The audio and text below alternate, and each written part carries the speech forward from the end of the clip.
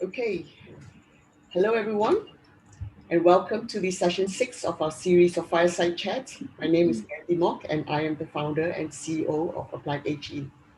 AppliedHE is the new kid on the block, and as an international higher education service provider that specializes in evaluation, branding, and professional networking solutions.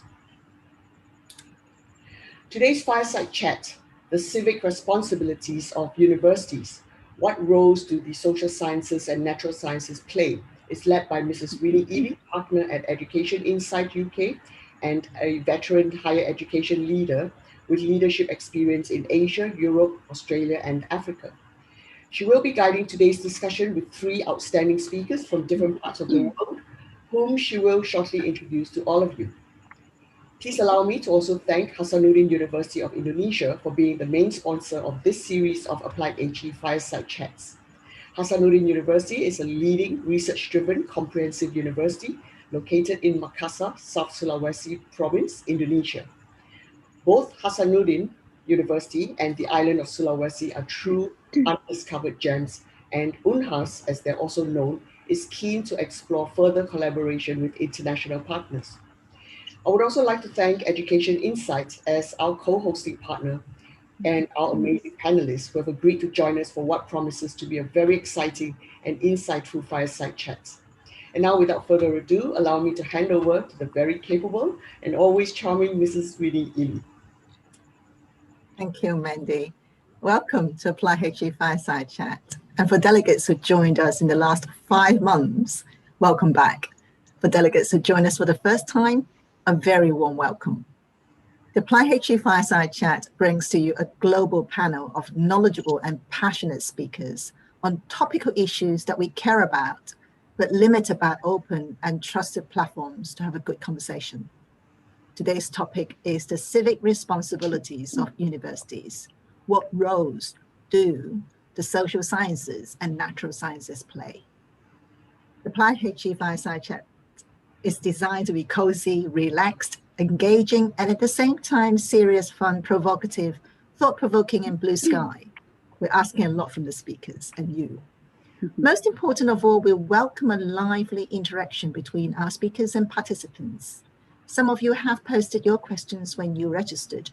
We shall invite you to ask your questions once our three speakers tonight have had their 4 minutes monologue.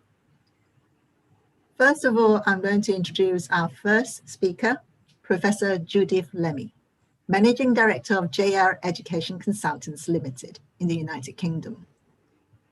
Professor Lemmy, a professor of advanced language study with a specialism in change management, and is also a fellow of the Higher Education Academy in the UK, and has authored books and articles in applied linguistics, change management, and international education. Judith, your 4 minutes start now. Okay, thank you very much, Winnie, and welcome everybody. Right, my 4 minutes starting now. Global higher education has always had its challenges, and we've seen changing patterns of demand and delivery, higher student expectation, changing employer needs, increasing rigorous government regulation. Add to this now the global health pandemic, for the UK, Brexit, increased volatility in the marketplace, and an economic crisis. And I think it's safe to say that we're living in turbulent times. All of these things are placing a significant burden on our schools and our colleges and our universities and the communities and the cities and regions in which they're placed.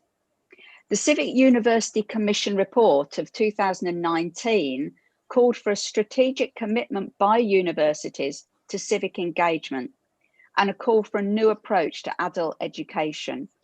It also referenced the international impact of academic institutions and the positive contribution that universities make to an ever-challenging and changing world. Universities obviously play a vital role in the long-term prosperity of their communities, cities, and regions in which they're located.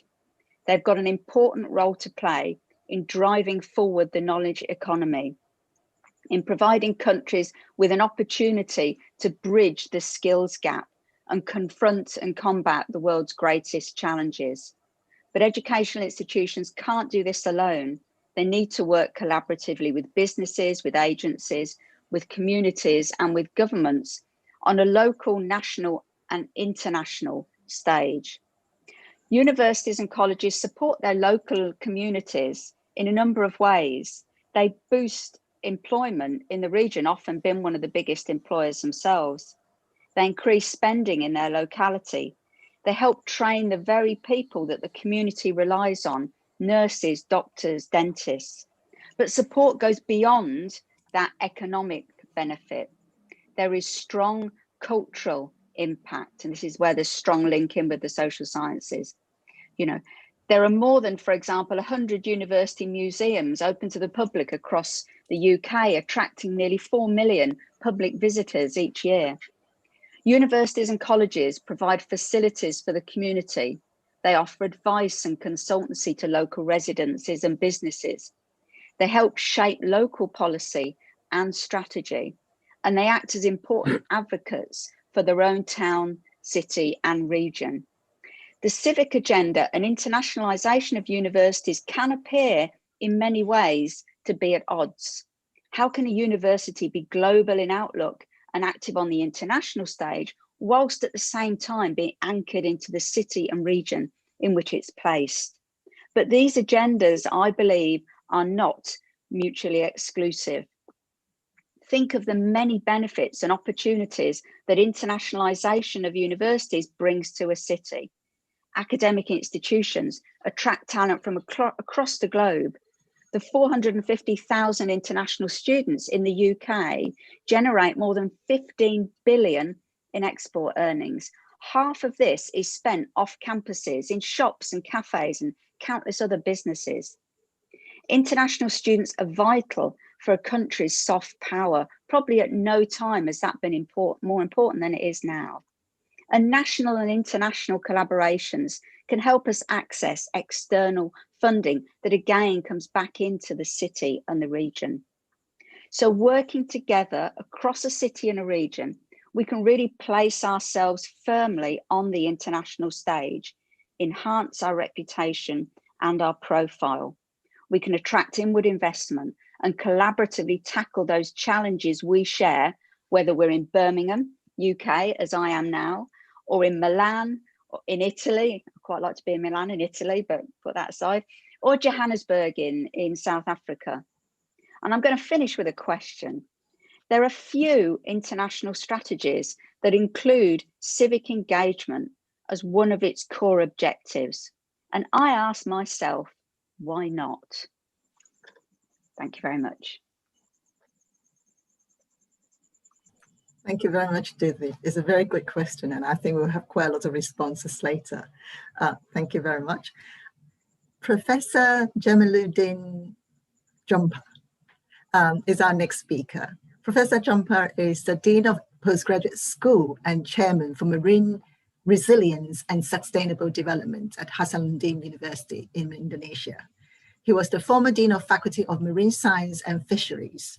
Professor Jumper has published more than 100 journals and books, and majority of them are international publications. After he graduated from McMaster University in Canada with his master's degree and earned his PhD at James Cook University in Australia. Professor Jumper, the stage is all yours in the next 4 minutes. Hello, thanks, Winnie.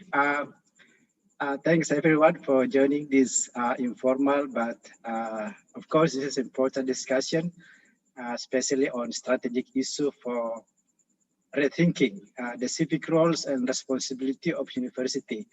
I've been thinking the last few days, and I think this is very challenging. This kind of not only the thinking, this is the illustration of just like our computers when it hangs, and or our handphones when it cannot work, we have to reset. And I think this is something that we need to do sometimes to make it run faster and smoother.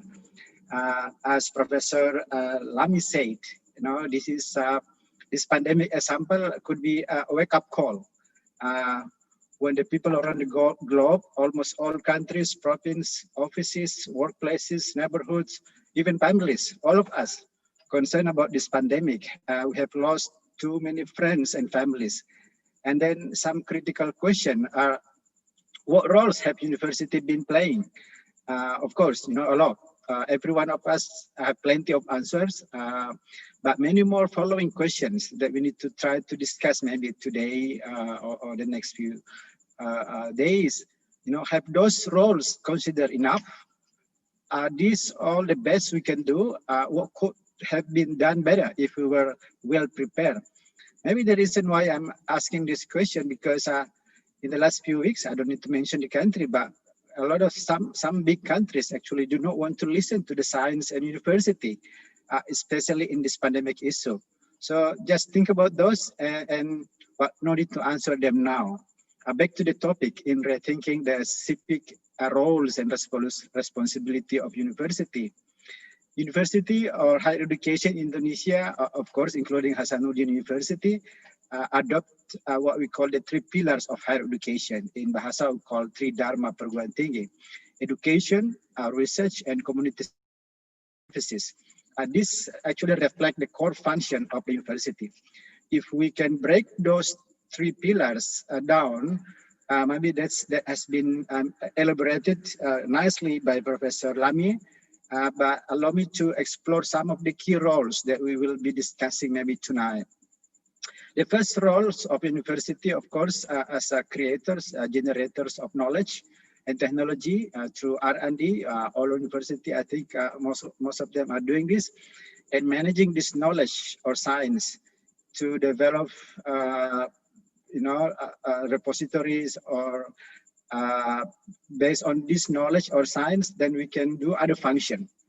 The second one is to prepare our graduates, to equip them so that they can obtain better or a good job or employment. Of course, we have to develop creative and innovative and adaptive education system. We need to change somehow because the world has changed and technology has changed, society has changed. So I think this is the key for the university to be able to function well. The third one is the broader level. I think this has been elaborated Professor Lamy nicely. We have to offer a rational, critical, and maybe strategic thinking and sciences, of course, including social science and natural sciences, in area of policies and social economic life. Combined with the roles number 1 that I mentioned, knowledge creators, we should be able to offer and support evidence and science-based policy that we all need this. All countries, I think, need this to be able to provide a better function. And I think this is the critical role of university. If we can strengthen this science-based policy, not only in the developed country, of course, but especially also in the developing countries like Indonesia. I'm not sure my timing, but another 2 critical roles that I want to mention to trigger discussion is the university as a network, especially within a state. This university actually need to develop or maybe maintain their another role, the strategic function as a large and influential bodies, influential institution, especially in the context of a civil society and the state.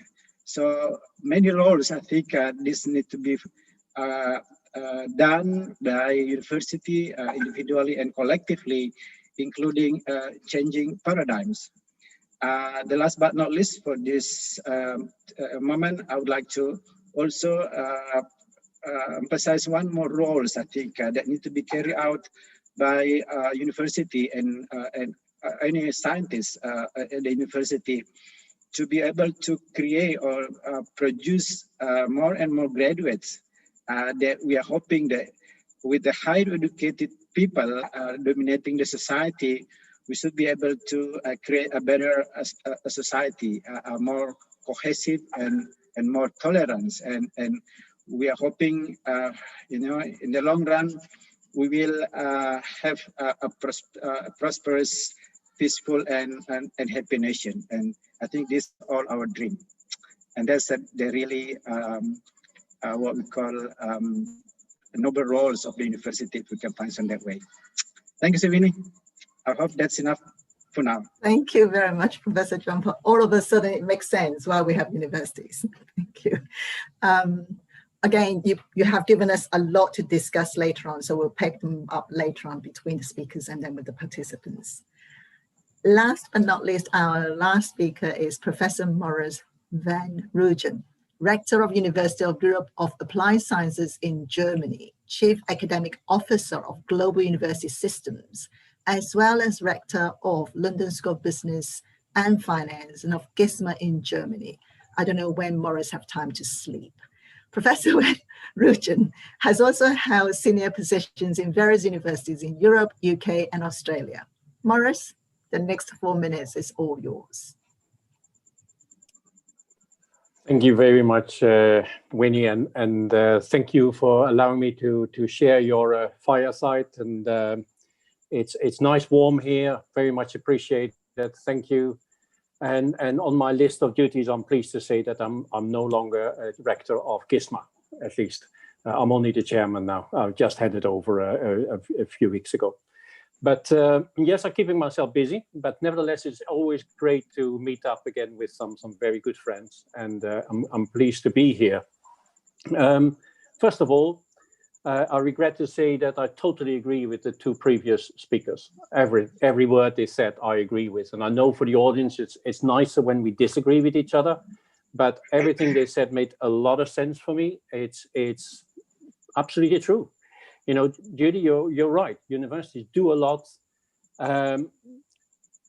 could and should probably do even more, and we definitely can discuss what that should be. But they have a very prominent place in society, and it's good to hear that and to get that acknowledged. So let me take a slightly different angle in my presentation and focus on what the university should not do. You know, there is an interesting German word, which is Fachidiot. A Fachidiot is someone who is a specialist to the extreme. Interestingly, I cannot come up with any translation in English for the word Fachidiot. Maybe Judy, who is a linguist, can help me there, but there is a Japanese translation. Translation is probably in all kinds of languages of what a Fachidiot is, but not in English, which is kind of revealing always. I say languages say a lot about that. Apparently, in the English language, being a Fachidiot is not a problem, yet it is a problem. A Fachidiot is someone who is so specialist that they cannot see there is anything outside their specialization. They're very valuable people for that specialization, but actually at the same time being so extreme technocrats, actually they get out of touch with the reality. And that is worrying. And I think as universities, we have to be careful we do not educate too many Fachidioten. The reference made a moment ago to COVID-19 is a very valid point, because actually it shows really at the moment the interaction between science and politics. Recently I heard a nice anecdote of someone asking a professor of medicine, "Professor, when is this COVID-19 crisis coming to an end?" And the professor says, "I do not know. I'm not a politician." You have to ask a question to a politician. Politicians know when the COVID-19 crisis is coming to an end. And what this actually says is COVID-19 is as much a political crisis, an economic crisis, as a medical crisis. It all interacts together. And politicians have to listen to medical evidence, they have to listen to economic evidence, they have to understand that evidence as well. But then again, the people who give that evidence also need to understand the context of their views, etc. And it shows how interactive everything is in a modern society, and how dangerous it is if you do not actually see that interaction yourself, and that you get too much focused on your own field of study. The T-shaped education, whereby you have a broad understanding of what's happening in society, is such an obvious thing, and yet there are too many educations which have a very, very narrow end to that T. international education is a very important element in that. People who have been able to study in other places often have a broader view of, the context of their knowledge. It is something which I think we have to bear in mind, and especially when it comes to social sciences and natural sciences, but to be honest, to all our disciplines. We do not solve problems with just one discipline. The big problems are always problems which require interaction between different disciplines. We know that. And therefore, we have to be careful in our education that we actually make people understand how important it is to work in different disciplines, how to understand different disciplines, how to be comfortable with working with people in different disciplines, and not assume that anybody who just happens to be in humanities or who happens to be a linguist is an idiot. Because actually someone who is working in, let's say, engineering actually can learn a lot from linguists, if only the fact that there is no translation for the word fachidioot. So we have to sometimes also ask our question a little bit, what should we do less? And maybe we should produce less fachidioten. Also, now I'm at it, we should also stop breeding rats. I don't mean rats as in laboratories, but I mean rats as in students. The education is very much set up in stimulating students to be the best at the cost of everything else and at the cost of everyone else. And it's this kind of continuously stimulating rat behavior, which actually causing employers problems, because when students graduate, they go into companies and continue exposing that kind of behavior of trying to be the best at the cost of everybody else who work with them and see everybody as competitors. There are fields of study where field of work where obviously this is important. I fully appreciate that. I will not mention it by name, but you could mention something like finance sector or something like that. But it is important that in our students, we discourage rat behavior and actually stimulate teamwork. Students actually working together towards goals, working together, respecting each other, actually understanding that their success depends also on the success of the other people who they're studying with.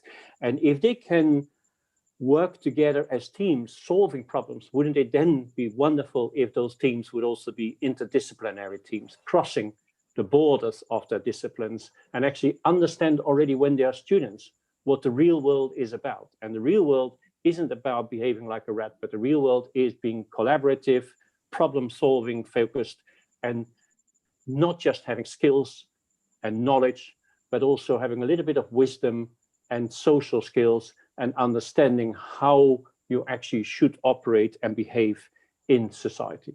So that's my contribution to this fireside chat, and that is less fachidioten, less rats, and more graduates who are able to make a contribution to solving the problems and issues in our society through collaboration and wisdom and broader interdisciplinary thinking. Thank you. Thanks very much, Morris. Very interesting. I think there are some very interesting questions to come with the points that you made, and I'm agreeing with them, but I think that you're actually planting seeds for some dissent there, so we'll have a good discussion. Before we actually interact with our participants, I'm going to open the floor between our panelists, because you're all agreeing with each other.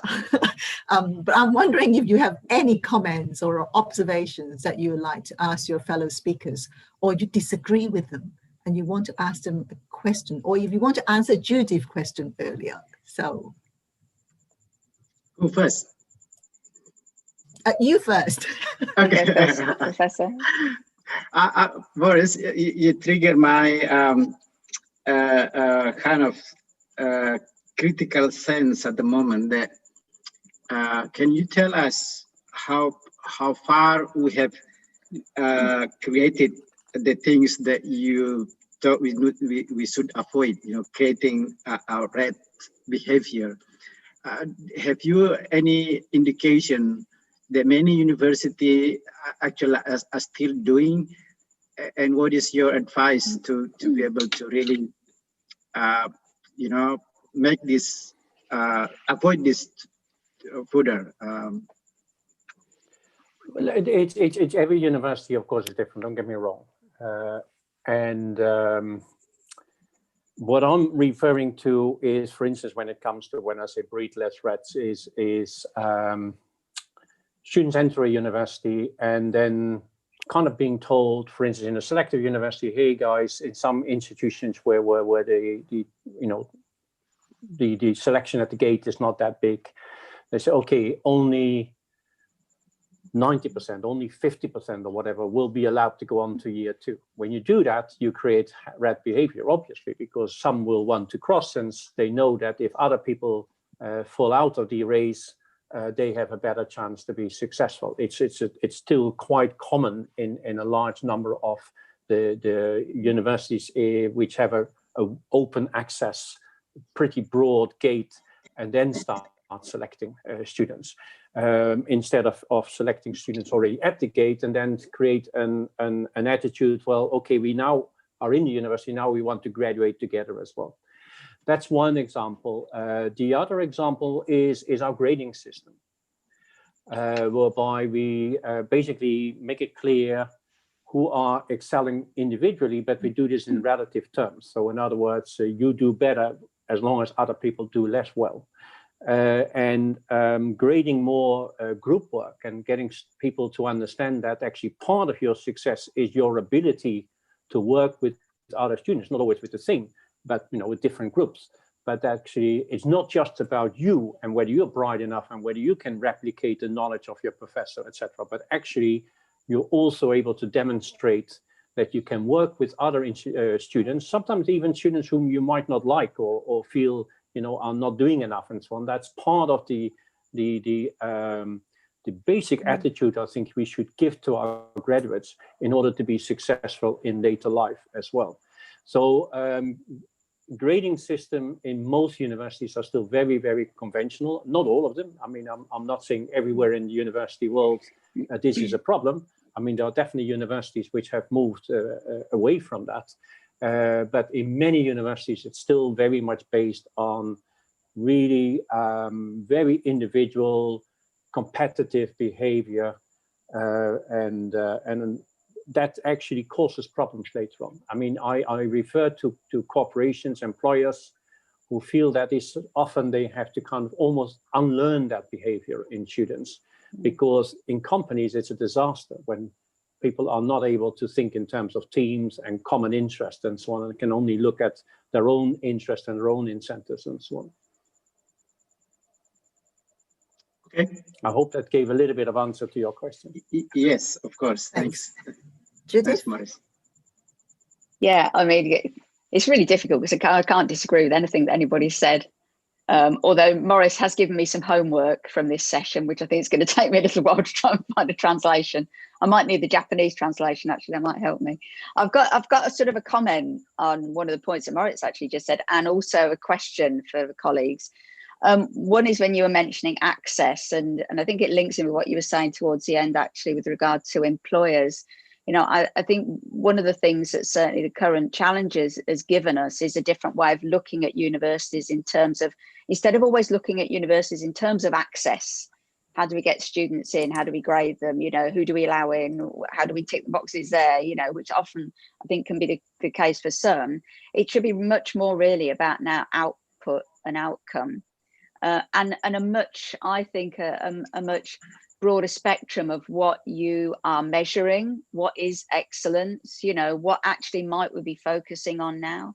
And this probably links in to what we need to be trying to do across our communities in terms of helping with the skills gap, in helping, develop areas. Not all of those will therefore need somebody that's got a 4-year degree in whatever, but maybe they will need some short bites of knowledge, the micro degrees and classifications that we've talked about, So I think there's that aspect, therefore, then of shifting away from looking at universities primarily with an access focus and more to what kind of outputs or outcomes could there be that are much broader in terms of engagement, and that can really fulfill a community's needs.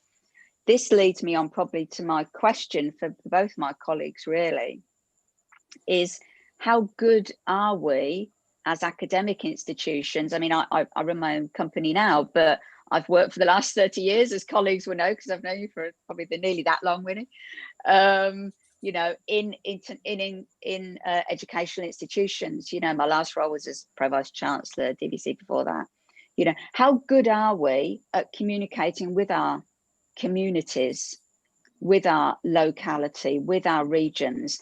But specifically, how good are we at doing that whilst at the same time communicating that you can be a globally active institution and out there on the international stage, and it doesn't have to detract from what you're doing back, you know, at the ranch, back at home. In fact, actually, it can really benefit what happens across the local community. And I just wonder how good, you know, colleagues think, you know, we actually are at communicating with our local community.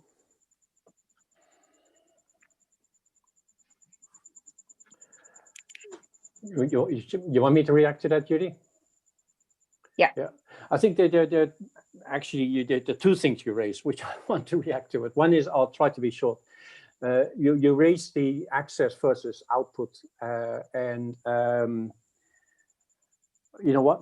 One of my previous jobs, I was president of a Dutch university called Nyenrode, which is a very selective university. And I'm also still very active in the European Access Network, and I'm passionately committed to access. And people thought that was very funny. So hey, I'm promoting access, and I'm a president of a university which is known to be what some people sneeringly call elitist, right? And I had once this realized I better give a small speech about this, and that was, you got quantitative access and you got qualitative access. If you are selective, that's great, but the point is, what do you select on? And if you do not acknowledge that there's a lot of talent with people who might not normally come forward and go into a selective university, you're making a mistake. And whether that is selective because of leadership skills at that institution, or whether it's academically selective, the point is you have to reach out to make sure that people with talent who might not come from the right typical economic background or religious background or color or whatever actually come forward and say, I feel comfortable in going into a selective university. So there is that qualitative access, which actually is often kind of ignored. And then you got the quantitative access, where I say, once you allow people in, you are responsible for those people, and don't try to then select them out again. And that's the point I was making earlier, which I feel is an example of how you start creating the wrong behavior, etc. And then on your communities point, I think that is an absolutely important one. But I would say it's not just about communication. It's one step further than communication. For me, first of all, what is a community? You know, we always talk about the university community. If the people coming to the university and work there, get their salary and go home again, those are employees, they are not communities. If students come to university, go there, study, go to the class, sit their exam and go away again, they're actually just students, but they're not really members of a community. Community are people who have an emotional link with the institution. So I don't just work for my universities. I love my universities. I'm passionate about my universities. I get upset if my university does something, this and that, or people offended, etc. Right? You have an emotional tie with it. The same with students, and that's why, as alumni, they have that emotional tie for the rest of their life with their institution. Right? Communities are a bit of emotion, and bringing also, for instance, employers into that community. You know, I sometimes sit down with employers and say, okay, guys, here, one simple question: doesn't make any difference whether we exist or not, right? And then you kind of up with rational answers, and then I try to push a bit further. Do they have any emotional sense of responsibility towards that university, right? So what you try to do as a leader is actually, your communication isn't about explaining things and talking to people and so on and sending out blogs and emails and whatever. No, it's about creating that emotional link.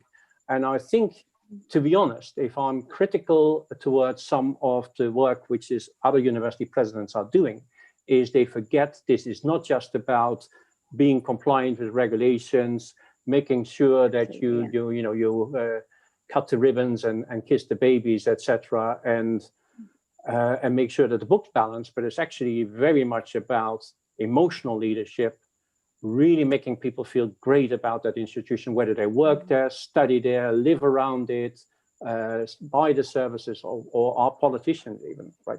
And that's what I completely agree with you, Judy. There isn't enough that kind of emotional embracement of the communities. Yeah, so really just picking up on, come to Professor Jumper in a second, but just on that, because it links to, I think, a phrase you mentioned earlier on, about that emotional leadership, but it's not just about prosperity, is it, of a region and an institution. It's also about well-being, and it's about tolerance, and it's about bringing all of that together. And that to me came across really strongly in what you were saying, Moritz, but I think also in what Jamaluddin was saying earlier on. I think that was a very strong message there, and we've just got to get better at that, I think. Sorry, Prof, I interrupted you. So Jamaluddin, would you like to make your comment or questions? Yeah, We have some really good questions, and then people raising their hands. So let's hear from you first before we go to them. Okay. I'm trying to make a short statement, but I just couldn't make a better sentence because Judy and Moritz, I graduated from Canada and then I went to Australia. I know exactly how do you guys feeling about the roles of university in a developed country. But if you come to a developing country like Indonesia, we have problems with the selections. For example, Hasanuddin University only can get like 10% maximum of those students enter university. There is no way because the rooms are so limited, and we are so in this province. This is the biggest university in Eastern Indonesia, where everybody wanted to come here, and I think that's the realism that we need to face. But on the other hand, we try to, of course, to reach the idealism.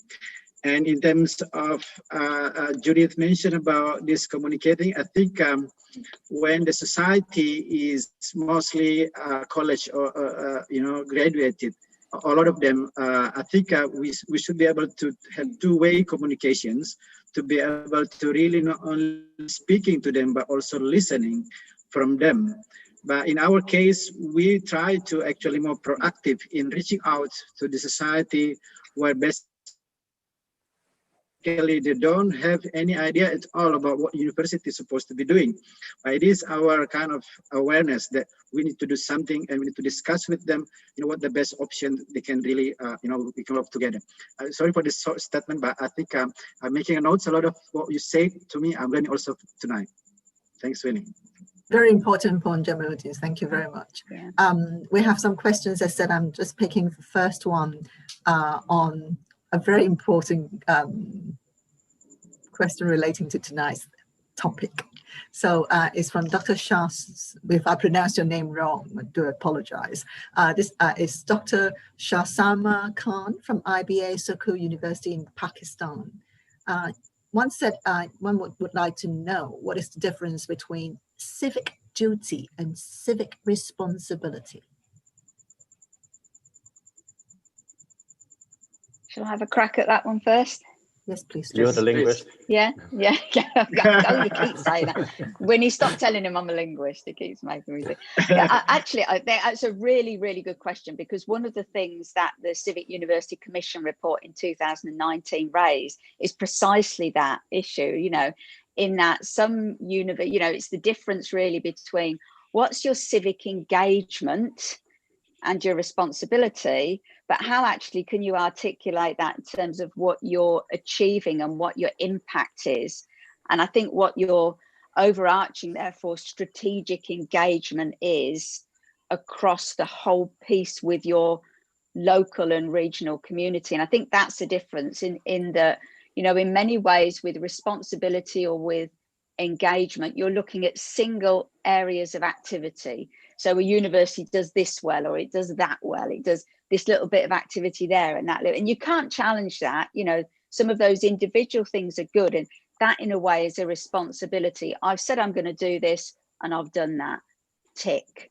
Your actual, I think, how you embed it much more fully in your engagement, your strategic engagement, really means it's got to be firmly part of your institutional mission, you know, but it's also got to be embedded in everything that you do, from your international development to other sorts of work, you know. And I think that's the difference, really, from my point of view. As I say, I think it's highlighted quite well in the University Commission report. It's the difference between isolated activities that take place that are very worthy in themselves, but actually don't really have, I don't think, probably that impact, or indeed that kind of strategic narrative that institutions should be putting around them.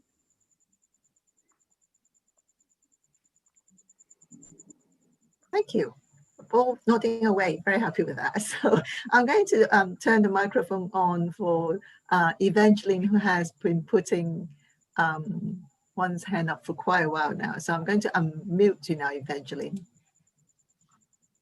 Can you introduce yourself and also tell us where you're from? Okay, good evening. I'm sorry.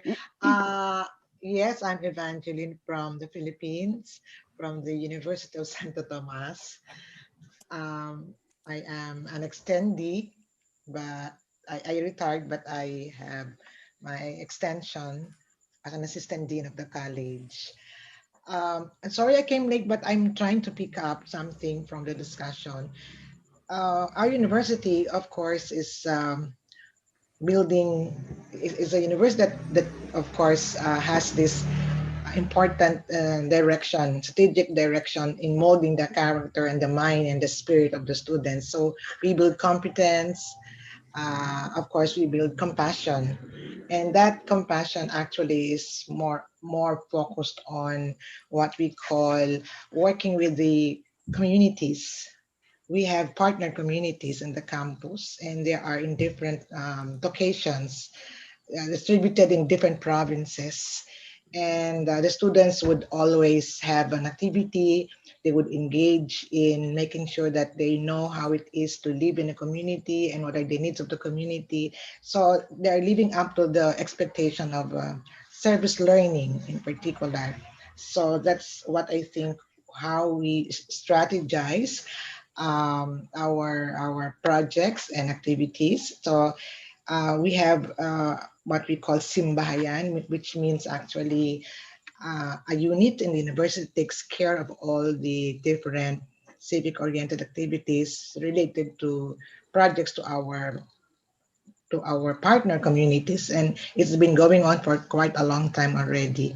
So it's part of our commitment to serve the community, because we have the thrust on building in the mind and the body and the spirit of the students the compassion to other people. Aside from building their, of course, commitment and competence, is compassion. So Thanks, Evangeline. So do you have a question there, or? yeah, my actually it's not a question, but I just want to mention that one time we attended another international conference in Europe, and they were surprised how come we could afford to do so many things aside from building the competence in the students, because they afford to do something for the university trust on helping the community. So I guess in some advanced countries, maybe it's not part of their mission. Maybe unlike us in the Philippines, we just had the typhoon. We just had the devastating impact of the typhoon, and everybody's we don't have class the whole week now, and everybody's concern is how to help, how to serve the community, and how to make sure we'd reach as much as we could, whatever we can. So I believe it depends on the mission and the vision of the university.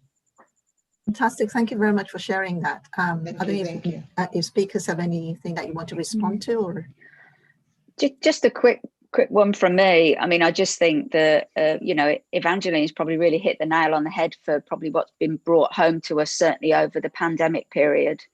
That need for support, for compassion for students, and to bring that out, and because we know for many of our students, and I'm thinking particularly, let's say in the UK, for our international students who have been here, who've been on their own in universities. Now, universities, many of them done a terrific job in supporting, but, you know, it makes you realize, doesn't it, just brings home to you the importance of bringing that out in your students, but also of the well-being of students, and how that, and encouraging that compassion explicitly, I think also then means that you will be more likely to want to and help others. So I think it's a really important point that Evangeline makes, and it's very interesting to hear about what's happening at her institution in the Philippines. Absolutely. Just to emphasize also that I think most university in the developing country, just like in the Philippines, Indonesia, we actually play another extra roles in addition to just knowledge science and policy, science-based policy, and so on, but also social responsibility. UNHAS, for example, Hasanuddin University actually have a tagline. We call ourselves Human University because we really living with and among the society, and we have a response, compassion, and we are relieve everything that the society needs, especially in the emergency response. We are actually going out immediately and working with them. I think that's one of the roles that I didn't mention very likely, but I think we do have that roles embedded into our university function, including like students, all students before they finish, they need to be under society for a couple of months to be able to really link with the university and the society. And also many of these type of education, we really bring all the students to the society to work with them before they finish or they graduated. I think that's really heartwarming to hear, right? So and there is a message there. So there are something like 35,000 universities in the world, and of course that means there are 35 different universities in the world. I mean, there are very few universities which are identical, none actually, right? It's like human beings, we're all different in character, appearance, etc. And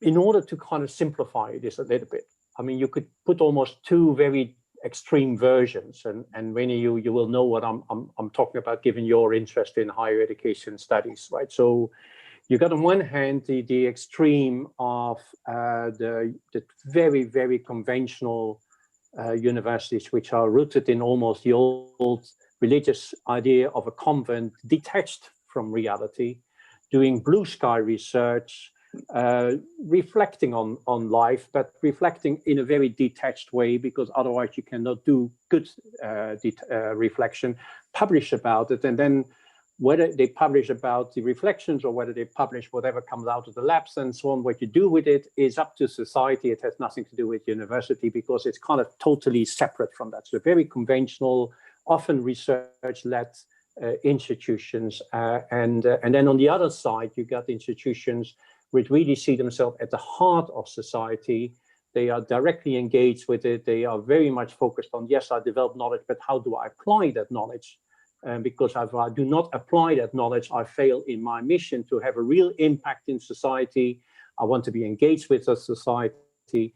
And the third mission in some ways is certainly at least as important as the first and the second mission, if not even more important, right? So those are the kind of the two extreme on a spectrum. And I think it's worth flagging that up, because I'm not saying that one is better than the other.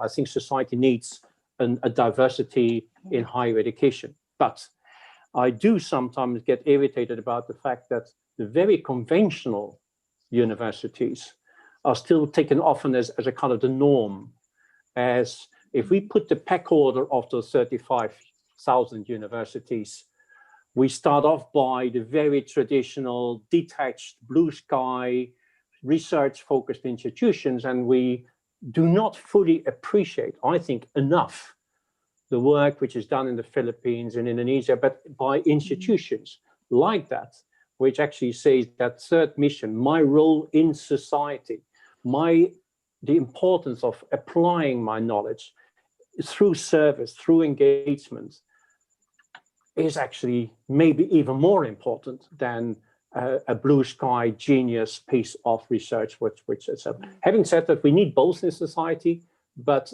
I sometimes get depressed that one seems to be appreciated more in rankings and everything else than the other, right? Thanks, Morris. We have Kate been putting her hands up for quite a while. So I'm going to unmute you, Kate, now to speak. Please, can you introduce yourself, tell us where you're from, and try to make your comment or question within, 1 minute.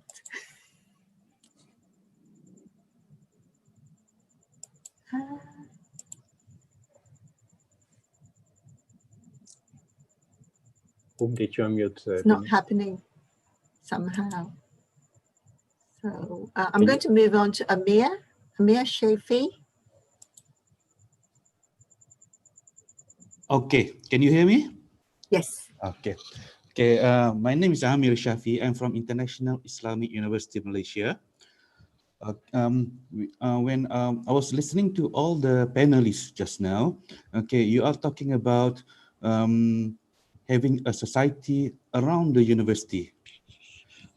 However, for me, I believe as for international education, for us is International Islamic University, we are preparing our students to contribute to the societies of their home countries. So basically what we are doing, okay, is to prepare them. Okay, so that's why we are going into the other way around, not to get the students to assimilate, okay, to their surrounding. However, we are embracing the cultural diversity of all, okay, so that everybody will have that they can connect after. So on that note, okay, we are also putting emphasis on alumni, okay, so that this even though we don't have a one town society, we have a global society. I believe that is the approach for internationalization that we are taking, and I think I'd like to hear comments from the panels on this. Thank you. Yeah. Let me start first. Amir, I think I'm from the village of Indonesia, where my village was actually, there was no any kind of international people come to my village. One day, I brought my friend from Canada to come to the village. And it was very surprising. Everybody come to my house just to touch this friend because they thought he's not human. He's just like some, other species from alien. I think that's kind of reflection that we do need to have a global sense to be really brought to our home country, not only in the big city, but also in the village, to be able to have a really one planetary society, one planet we call Earth, and we all human beings, Homo sapiens species, but we need to have connection. These international students in your groups, I think are very good representatives to bring the message to their society, to be able to really feel like we all are the same. If you ask my grandma, like 20 years ago, she didn't want me to go overseas because she thought all of those people were dangerous because they really like the idea to have this kind of peaceful world, and we need to have the young generation to work together. And I think this is something that maybe university also need to be doing in the future to have a global connection. Thank you, Amir. Yeah, it's hard not to agree with that. It's a really good point, but I think Amir does raise an interesting point as well in terms of, particularly for your international students, how you're helping prepare them for their life when they go back potentially to their own country. And I suppose the point is it's both, though, isn't it? You have got a wonderful group of international students that come to a city, come to a region, and how they can help develop the compassion and the intercultural knowledge of people within the locality is so important.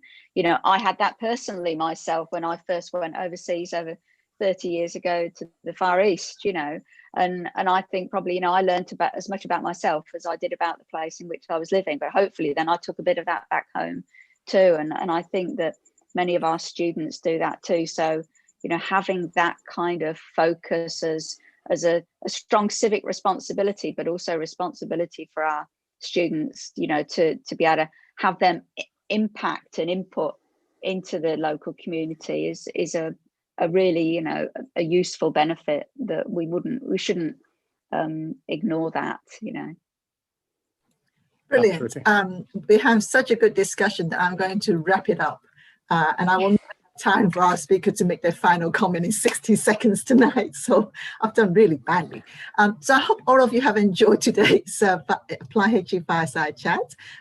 Please can I invite you to put our hands together for our incredible panel members. And I'm going to address them in first name, Morris, Judith, and also Jamaluddin, and also the AppliedHE team, Mandy, Simon, and Peter, and you who join us from all corners of the world. I'll see you next month. Back to you, Mandy.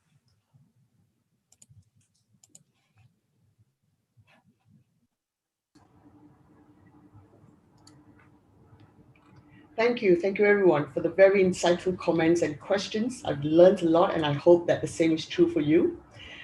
Let me express my deep appreciation to our wonderful speakers and moderator for their time and contribution, and also thank you, our participants, for joining us for this fireside chat. I'd like to thank our sponsor, Hasanuddin University of Indonesia, for their valuable support, as well as our hosting partner, Education Insight UK. Well, this marks the end of this particular webinar with many more events planned. Next month is session 7 of our Fireside Chat series, which is about religiously inspired institutions' interactions with other religions. As always, it promises to be another insightful discussion. Mrs. Winnie Ely, partner of Education Insight from the UK, is our moderator again. And we have 3 very distinguished speakers from Korea, Indonesia, and the Philippines to provide that global perspective. The Fireside Chat is held on every 3rd Wednesday of the month, with the next edition scheduled on Wednesday, 16th of December at 9 p.m. Singapore time. As you can see, there has been a Fireside Chat on every 3rd Wednesday of the month since May. So if you have missed any sessions or would like to listen to past editions, do be sure to visit our website to view the recordings. The next Squaring the Circle debate is scheduled on the 1st Wednesday of next month, 2nd of December at 9 p.m. Singapore time. And next month's debate motion is the COVID-19 pandemic will be largely forgotten by 2022. So be sure to join our speakers from Indonesia, Canada, Germany, and Taiwan, and debate master Dr. Kevin Downing on Wednesday, 2nd December at 9 p.m. Singapore time. As mentioned, there's been a Squaring the Circle debate on every 1st Wednesday of the month since June. So just like the Fireside Chats, you can catch the recordings on our website if you have missed an episode. In the meantime, do check out our AppliedHE Extra News website, where you can submit your institution's news and press releases. You'll be pleased to know that AppliedHE Extra News is now indexed by Google News. And what this means is our readership is growing rapidly, and we can now truly promote you on the global stage and at no charge at all. This is great news for both readers and institutions who publish news via the AppliedHE online news platform. Also take a look at our AppliedHE Job Ready Rating. The new rating system emphasizes teaching and learning, graduate skills, employability, and interaction with industry. The rating is also non-prescriptive and can be applied to different types of institutions across different sectors, from full-fledged research universities to specialized institutions. So please drop us a line if you would like to learn more about the Job Ready ratings and how it can translate into affordable strategies for global branding and marketing. We're also in the process of launching a pilot to evaluate English as a medium of instruction, whereby we measure the quality and depth of an institution's English language programs, especially for institutions from non-English speaking countries which offer English language degree programs. The AppliedHE EMI-Ready Rating can be a useful internal benchmarking tool, as well as a great marketing tool for the recruitment of international students. So do reach out to us if you would like to join the pilot. It's free, and we still have some open places for certain countries. In addition to the EMI-Ready Rating, we're also currently working on another rating system, Online Ready Rating, to complement our suite of rating services. Online-ready rating is a response to a client's demand. Clients wish to benchmark the strength of their online delivery system against that of their peers as a basis for quality improvement. And to students, an online-ready rated institution is one that delivers online education to its students in a way that is pedagogically sound, in compliance with quality assurance standards, and which is overall an excellent learning experience. And scheduled to launch in January 2021 is the AppliedHE Rankometer. We believe that there are too many different rankings today. One can hardly see the forest through all the trees. So we've come up with a new methodology that will settle the question of university rankings once and for all. Hope you're intrigued. In January 2021, we will tell you all about it. Also scheduled to launch in the first quarter of 2021 is AppliedHE's own social media platform called AppliedHE Future, a trusted social media inspired platform that connects everyone from high school to professional career to lifelong learning for the 3 E's: education, employment, and everything in between. So yes, the future is coming. Watch out for our pre-launch emailers, which we will be sending out very soon. And last but not least, as you know, we are the new kid on the block, and we're very grateful for all the support that we can get, which is why I'd like to take this opportunity to acknowledge once again all our very supportive webinar partners: City University of Hong Kong, Airlangga University of Indonesia, Hasanuddin University of Indonesia, the University of Lahore of Pakistan, Chinese Culture University of Taiwan, Changzhou Christian University of Taiwan, Pearl Academy of India, JL Education Consultants, and Education Insight UK. A big thank you for the valuable support given to AppliedHE. All right, thanks very much, everyone. However, the evening is not over yet, so please do not leave the chat room. We want you to experience a networking atmosphere that is as creative and as close as we can get to a physical networking environment. We're going to open the room now so you can all see each other, perhaps say hi and maybe have a little chat and introduce yourself. Please be sure to turn on your cameras. We'll play some music, have a drink, relax. The room is all yours. Okay, over to you now, Peter, to get our social event started. All right, thank you very much, Mandy. Okay, you are very welcome to turn on your videos, and I'm going to figure out how to turn on the music, because how can you have a party without some music? Oh, hello, everyone. Hi, Nestor. So thank you very much for turning on your camera. Does any of the audience members want to introduce themselves or make a final comment, something that you've been waiting to say? Just want to say hello to everyone, and especially to Prof. Jamal, who's been representing us mostly in our university's discussion when you talk about SDGs on education, etc. Great job, Prof. Thank you for listening. Yep. Thank you. Yeah, see you, everyone. My pleasure. Thank you. Hello, nice to. Yeah, go ahead, Dr. Shahzaman. I think you want to say hi. Hello, this is Dr. Shahzaman from Pakistan, and it was a wonderful webinar. I really appreciate all your efforts, and I wish we would be the great team together for the upcoming webinar. Thank you.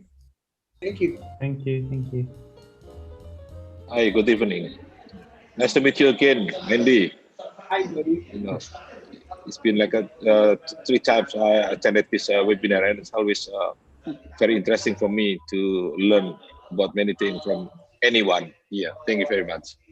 Oh, great. Maybe it's time you come on the panel one of these days. Couldn't agree more. Okay, we'll be in touch. Yeah, sure.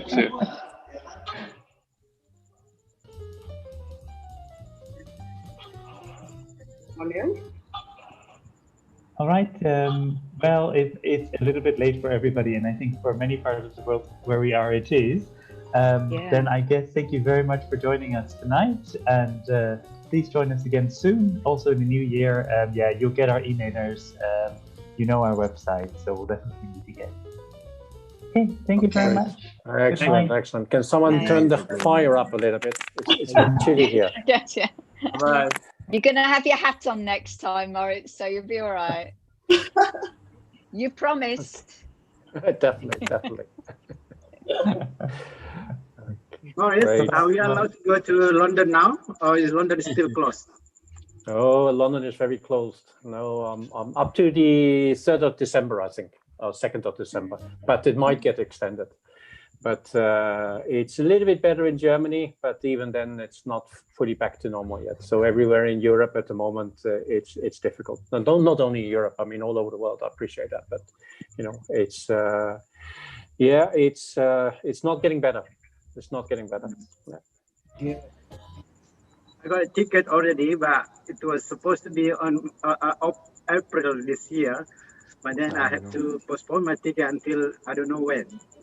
Exactly, the same for me. Yeah, and the only travel I can do at the moment sometimes is between within Europe, so between UK and Germany. But even that is now getting more difficult again. Yeah. I think if I'm not mistaken, you know, the one country that allows everybody to come is United States.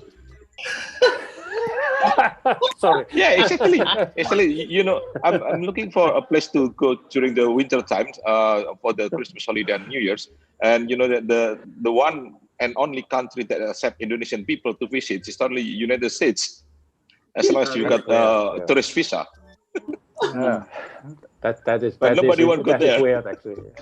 Exactly. Yeah. No, I think the only country which has been. No, we don't comment. I think the only country which seems to get its act better together when it comes to testing and openness it seems to be Hong Kong. They seem to have more and more places where you can come in from, you know, from Singapore now, from other places, right, as long as you have your tests, which is actually even in Europe a problem. So even if I take a test, I still need to self-isolate for 5 days in Germany and so on now. Hong Kong seems to be the only one where you take the test, you get onto the plane, you arrive, you get the test result, that as long as it's, you know, not negative or rather not positive, you do not need to go into a self-isolation. But otherwise, it's a problem everywhere. Yeah. But Benny, do you know if we allow if the country allow a foreigner to come to Indonesia now? Yes, as long as you've done your swab. Because, you know, I've just had another guest coming from Taiwan. You know, he will come. You know, he came last week, and then, you know, next 2 months he will return back to Indonesia again, and it's possible.